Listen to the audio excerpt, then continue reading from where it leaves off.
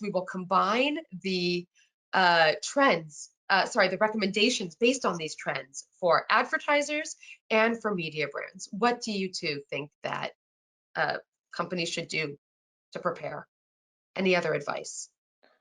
Yeah, I would build on something that you were just talking about, Deborah, where we are in the thick of the streaming wars, and with HBO Max and Peacock, et cetera, all of them kind of launched, Disney Plus launching in the last year or so, you do have a huge level of attention that is probably, again, changing behaviors in a significant way. But as much as they are benefiting of what's happening right now, the subscription services like that are also kind of eating their lunch too quickly. I don't know if that's the right terminology, but because people have so much time to spend interacting with them, they are blazing through their content libraries. And even a Disney Plus or an HBO Max, which has a very sizable library, not everything in that library is going to appeal to every consumer. There's only a finite amount that they're going to really care about, and they can only watch the same movie so many times usually.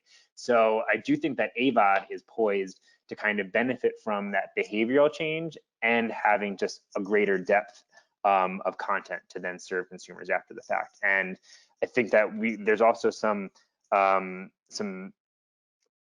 concepts that need to be killed in terms of why people use these subscription services. It is the content first that draws them in. It's not so much ad avoidance. There's only a small percentage of consumers that actually pay these subscription services solely for the fact of avoiding ads. I think probably 1 in 5 consumers actually do that as a motivator. So that means that 80% of your market is very open to advertising, and they are going to be possibly moving towards these ad-supported streaming services very soon. So being ready, understanding, and having those deals in place and thinking about how to measure them now is going to set you up for a lot of success in the future.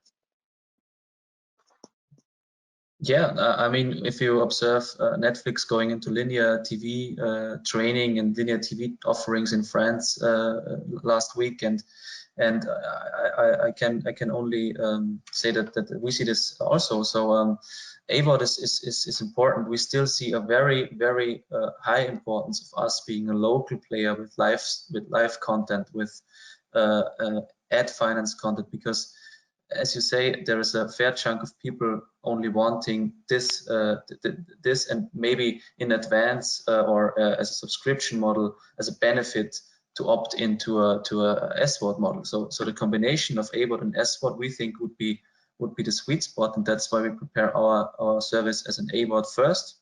And we are now doing originals. We are now doing first tryouts with payment models and original content, as I said. So I think having an offering that covers both needs and both needs is key for us next year. And as we are coming from an ad finance business, so we see the real benefit of having linear and affordable and TV channels where you don't have to pick through libraries and spend half an hour of seeing what you didn't watch yet, or looking at what we didn't watch yet. So that's important for us. So we combine best of both worlds with news, as I said. So that's an important factor. If you just watch video on demand libraries and fictional stuff, I don't think personally that this is the right way. You need at least some sort of newsiness and news offerings that you can access.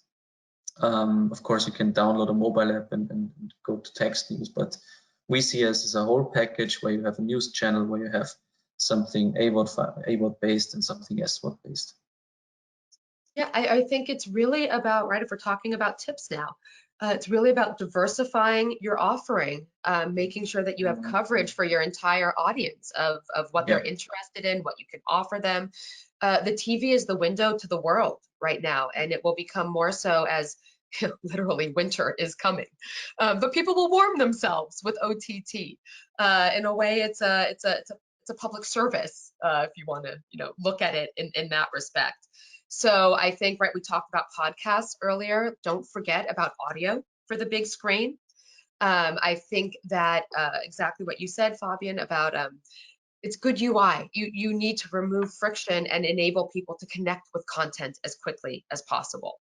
I would also advise media brands out there, with all of the different partners that you work with or services, I think we'll see an even bigger move to the cloud. People need this agility.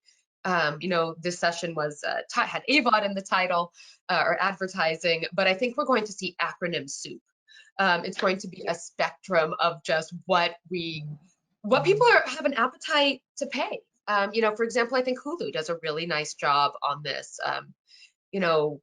Top 5 app here in the States, but they have a variety of free and non-free or very low cost, mostly, paid for by ads, service offerings that people can self-select into, and viewers can be the judge of what they can afford to pay at any given moment and change as they want. I think even, Disney Plus has done some really interesting things, experimenting with pricing, making Mulan, the live action Mulan, available for a super premium pricing tier that they just kind of invented for this. So my advice would be to adopt an attitude of experimentation, be comfortable with the uncertainty. It isn't going anywhere anytime soon. So have some small experiments that you can judge what you need to do. And by working with an AVOD, SVOD mix, as you were discussing, Fabian, working with cloud providers that you can frankly change on a dime as you analyze the results and optimize. On the advertising front, Terrence, you mentioned some really interesting things earlier. Don't hesitate. The time is now. Kind of practice that different muscle. CTV is going to be a really good a really good vehicle for this growth. It's, by every analyst out there, it's growing the fastest.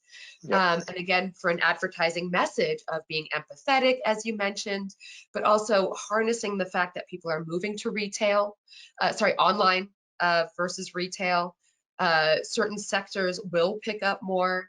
And you might want to adjust your creative to focus on the value because the opportunity is now for people willing to switch brands. So it really is a perfect storm for the Q4 opportunity.